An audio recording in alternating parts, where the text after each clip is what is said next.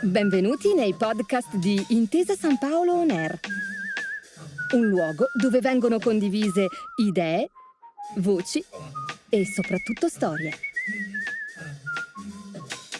Buon ascolto. Un caro saluto e benvenuti al Circolo della Stampa Sporting di Torino, un luogo storico di questa città e che ha uno stretto legame con le ATP Finals di Torino. Vi presento gli ospiti che sono proprio qui allo Sporting, il presidente, il padrone di casa Pietro Garibaldi. Ciao, e Gianni Ocleppo, ex Buongiorno. tennista e presidente del comitato d'onore delle ATP Finals. Visto che ho parlato di un luogo storico, il Circolo della Stampa è un po' un simbolo di questa città, un po' la storia per chi non la conosce. È un po' la storia della città e la storia del tennis italiano e torinese, quindi è un circolo che ha ormai più di 60 anni di vita e in questo circolo ci sono 23 campi, più che altro c'è la storia, abbiamo uno stadio che non è quello dove siamo adesso, che è questo che è il Training Center, uno stadio all'aperto che a momenti storici ha ospitato 5 Coppe Davis e pensate che nel 61 gli internazionali di Roma si tennero a Torino per il centenario dell'Unità d'Italia, si giocarono allo Sporting, la finale fu Pietrangeli-Lever e vinse Pietrangeli, l'anno scorso era il 60° anno, quindi è proprio un luogo storico che abbiamo finalmente riaperto e ridato alla città. E ovviamente il coronamento di questa riapertura è non solo aver riaperto, grazie alle istituzioni locali, lo stadio, ma essere training center delle ATP Finals e essere in qualche modo il centro della vita dei giocatori è una grande emozione per me, che sono presidente, ma per tutti i soci. Parlando di internazionali, di Coppa Davis, di tennisti, insomma Gianni Ocleppo è presidente, abbiamo detto, del comitato d'onore, ma grande azzurro, diciamo un momento importante soprattutto a cavallo fine anni 70, inizio anni 80, insomma quali sono i tuoi ricordi più importanti della tua carriera? Ne ho diversi, quello di aver rappresentato l'Italia in Coppa Davis vincendo contro l'Inghilterra, quindi regalando 2 punti determinanti. Poi ho avuto come capitano Adriano Panatta che aveva appena smesso di giocare, io facevo parte della squadra, ma quella che ha vinto la Davis, ma ero riserva perché c'erano 3-4 giocatori più forti di me in quel periodo. Poi la semifinale di Milano giocata quasi alla pari contro Borg, che era il numero 1 del mondo, sono riuscito a battere diversi giocatori quali 5 sono nei primi 10, Lendl, Gene Meyer, quindi una vittoria in un Grand Prix degli internazionali d'Austria, quindi sono 3 o 4 momenti importanti.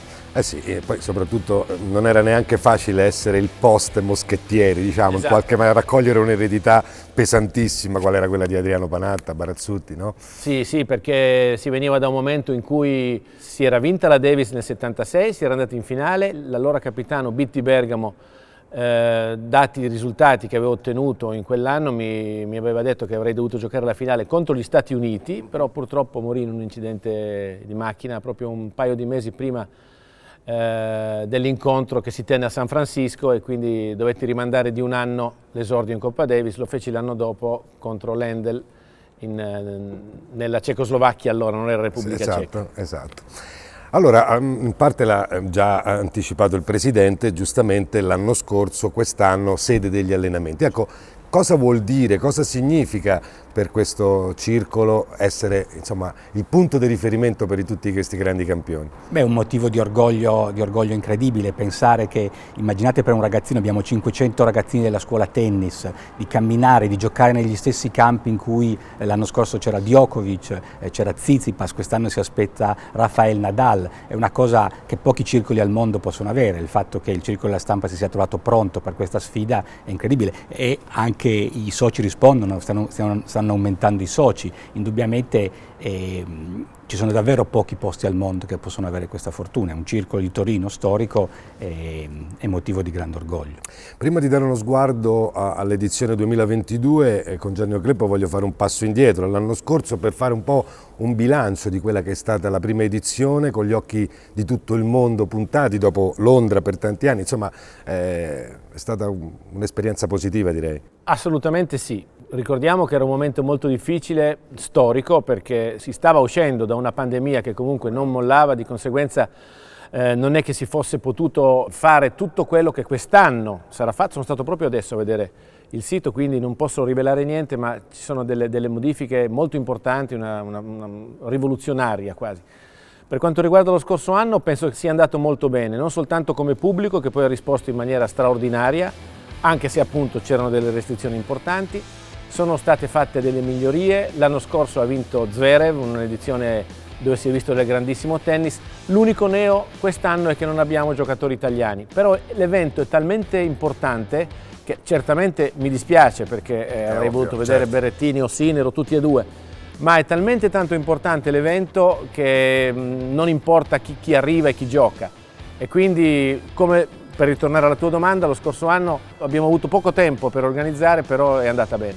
Assolutamente sì. E tornando a parlare del circolo, del suo prestigio, della sua importanza, a questo punto essere presidente, che responsabilità, cioè, no, è impegnativo. È impegnativo, però è anche il coronamento, cioè, c'è tanta passione, è anche il coronamento di un po' di un sogno. Io sono socio da più di 35 anni, sono cresciuto qui, vedevo giocare anche Gianni quando faceva la Facchinetti, era uno dei grandi giocatori da giovane. Ho giocato ovviamente a un livello soltanto regionale, ho la fortuna di avere l'università di fronte, il mio dipartimento di economia è di fronte al circolo, quindi mi sento proprio tanto a casa mia, e essere arrivato presidente nello stesso momento in cui il circolo ha potuto rilanciarsi dopo momenti tremendi del Covid, essere adesso di nuovo al centro di un evento così mondiale, è una cosa che, indubbiamente, la battuta che faccio è che forse col tennis sono stato meglio da amministratore che da giocatore, di sicuro davanti a Gianni. Ubi Maior, in questo caso. Invece Gianni, presidente del Comitato d'Onore, ecco, che cosa significa, che cosa fa il Comitato? Innanzitutto per me è stato un onore essere chiamato dalla Federtennis alla presidenza di questo comitato, quindi voglio ringraziare l'ingegner Binaghi e anche l'onorevole Cirio, che mi hanno dato la possibilità appunto di... Quello che dovrebbe fare il Comitato d'Onore è cercare di divulgare il tennis non soltanto a Torino. Questo è un evento planetario, però anche nelle altre città piemontesi, che comunque hanno una tradizione tennistica. Io sono di Alba, abbiamo un bellissimo circolo, poi c'è Casale, un altro circolo molto bello, quindi cercare di coinvolgere le persone. Abbiamo avuto poco tempo, però quest'anno è soltanto il secondo anno che lo facciamo, abbiamo ancora 3 anni minimo dopo questo, grande lavoro. Quindi poco per volta cerchiamo di portare il tennis non solo a Torino, perché come dicevate voi lo Sporting è il circolo di riferimento. I giocatori sono molto contenti di allenarsi qui, però anche gli altri circoli, non soltanto della città ma del Piemonte stesso, devono usufruire un po' di questa grandissima possibilità che hanno. Parlando dell'edizione scorsa, ci racconti, Presidente, qualche aneddoto, qualcosa di particolare che è accaduto, un dietro le quinte che non sappiamo? Ce ne sono tanti, perché una settimana così intensa, 10 giorni, sono tanti, ma se ci penso un attimo mi vengono in mente probabilmente 3 belli. Uno, Djokovic che era stato qui da Under 16 e si è subito ricordato come uno dei circoli più belli d'Europa e ha voluto passare tutto il tempo sempre allo stesso tavolo a giocare a backgammon, che da allora è diventato per tutti noi il tavolo di Djokovic. Poi come ragazzi abbiamo chiesto di lasciarci un piccolo ricordo, ovviamente potete andare negli spogliatoi a fare la doccia, se però firmate con un pennarello indelebile. Oggi abbiamo questo murales che è un ricordo vivo dell'edizione scorsa con tutte le firme. E infine forse la cosa più matta è che uno era a riserva, probabilmente era un po' più distratto, Cameron Norrie, che poi alla fine è entrato, e dopo un allenamento abbiamo una piscina molto grande, molto bella, ma era novembre, era fredda, non si può fare il bagno, e invece lui si è preso il trampolino e si è anche buttato dentro. Parliamo un po' da un punto di vista tecnico. Come giustamente è stato detto, abbiamo il rammarico che non ci sono gli italiani. Penso che abbiamo anche il rammarico di non aver visto Federer giocare qui, no? Gianni, le ATP, però questi 8 sono dei grandi giocatori. Sì, ci sono quelli intramontabili, se vogliamo, quelli che hanno caratterizzato la storia degli ultimi 15 anni, vale a dire Nadal e Djokovic, sopra tutti. Bisogna ricordare loro prima di tutti, e poi ci sono gli altri 6 giocatori. Presidente, ancora voglio entrare un po' nel dietro le quinte, perché oltre al piacere evidentemente di ospitare questi grandi campioni, c'è una commistione con i soci durante quel... Ecco, che aria si respira? Cioè, com'è l'interazione tra i soci e questi grandi atleti? Ovviamente hanno bisogno della loro privacy, e quindi ci sono i percorsi, sono in parte divisi. I giocatori quando vengono qui devono avere il massimo del relax e i nostri soci fortunatamente siamo un circolo sabaudo e quindi siamo discreti e sappiamo che non bisogna disturbarli. Però c'è il momento durante l'allenamento in cui ovviamente ci si può in parte sfogare, anche chiedere le firme, poi i ragazzini vogliono chiedere le firme, ma la parola d'ordine per il resto è non disturbare. Ma siamo un circolo sabaudo. Sì, questo non ho dubbi, però insomma immagino che non sia... Per i ragazzini è una cosa incredibile, esatto. Per i ragazzini è una cosa incredibile, la richiesta della firma o del selfie, di quelle cose lì sono irresistibili, ma il messaggio che diamo è non disturbiamo i grandi campioni, che vengono così volentieri proprio perché per loro è molto bello essere in un circolo, no? Sono tennisti, vivono tutto il tempo di queste cose e avere, nonostante la pressione, avere un luogo fuori dal grande sito delle NITOP TV Finals per loro è molto importante.